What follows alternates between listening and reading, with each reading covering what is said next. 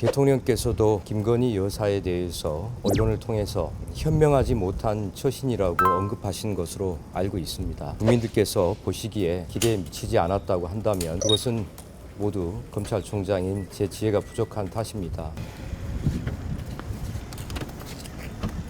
네, 총장님 안녕하십니까. 검찰수사심의위원회에서 김건희 여사에 대해서 좀 불기소를 권고를 했습니다. 어떻게 보고 계신지. 저는 수사심의위원회의 구성부터 운영, 결정과 공보까지 일체 관여하지 않고 수사심의위원회에서 독립적으로 결정하도록 독립성을 보장을 했습니다. 어떤 결정이 내려지든 간에 수사심의위원회의 외부의 민간 전문가들의 의견을 존중해서 사건을 처리하겠다 하는 마음은 이미 수사심의위원회 이전부터 여러분께 말씀드린 바 있습니다. 수심이 결론이 국민 법감정에 맞지 않다거나 면죄부 주는 거 아니냐 이런 비판도 나오는데 대통령께서도 김건희 여사에 대해서 언론을 통해서 현명하지 못한 처신이라고 언급하신 것으로 알고 있습니다. 그러나 현명하지 못한 처신, 부적절한 처신, 바람직하지 못한 처신이 그것이 곧바로 법률상 형사처벌의 대상이 되거나 범죄 혐의가 인정되는 것은 아니다는 점, 두 가지 문제가 차원이 다르다는 점에서 저희들도 많은 고민을 했습니다. 국민들께서 보시기에 기대에 미치지 않았다고 한다면 그것은 모두 검찰총장인 제 지혜가 부족한 탓입니다.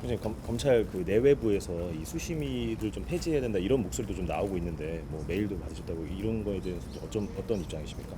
수사심의위원회 구성과 운영과 진행 상황 또 결정 공보까지 일체 관여하지 않았습니다. 저는 지금도 수사심의위원회 어떤 분이 선정되었고 누가 수사심의위원회를 진행했는지도 거기에 참여했는지도 알지 못하고 일체 보고도 받지 않겠다고 했습니다. 어떤 과정과 절차를 다 거치고 나서 내 결론과 내 뜻에 맞지 않다고 해서 그 과정과 절차를 모두 없애야 된다, 무시한다라고 하면 그러면 법치주의나 우리가 수사를 진행하는 사건을 처분하는 과정과 절차에 대해서 미리 정해둔 절차는 의미가 없게 됩니다. 저 개인적으로는 차제의 이번 기회에 공직자의 배우자에 대해서도 법령을 정확하게 보완하고 미비한 점을 정비를 해서 더 이상 사회적인 논란의 소지가 없도록 입법을 충실하게 정리하는 것이 필요하다는 생각을 하고 있습니다.